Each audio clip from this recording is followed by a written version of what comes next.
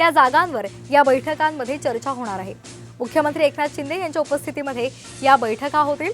कल्याण, ठाणे, दक्षिण मुंबई या जागांवर महायुतीमध्ये तिढा आहे आणि हा तिढा सोडवण्यासाठी या बैठकांमध्ये चर्चा होणार आहे। आपण पाहतोय आताची महत्त्वाची बातमी। वर्षा बंगल्यावर आज महत्त्वाच्या बैठका पार पडणार आहेत।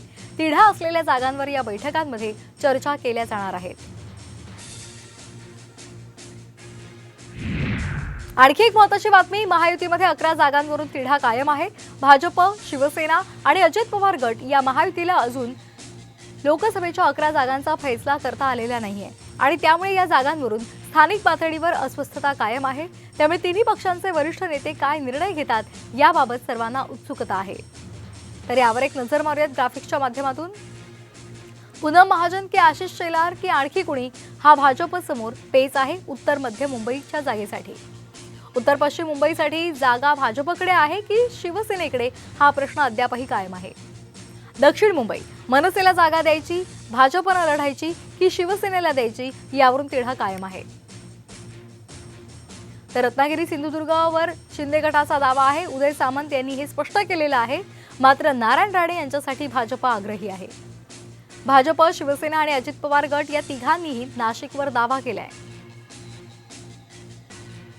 तर ठाण्यावर भाजप आणि शिंदे गट या दोघांनी सुद्धा दावा केलेला आहे।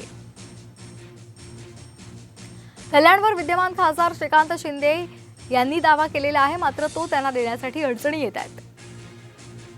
पालघर शिवसेनेच्या या जागेवर भाजपनं सुद्धा दावा सांगितलेला आहे। छत्रपती संभाजीनगरवर भाजप आणि शिवसेनेमध्ये जोरदार रस्सीखेच पाहायला मिळते।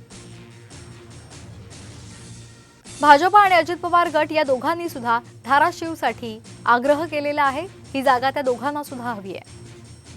तर भाजपकडे सातारा जाणार हे जवळपास स्पष्ट असलं तरी अधिकृत घोषणा झालेली नाही। तर महायुतीमध्ये या 11 जागांचा तिढा अद्याप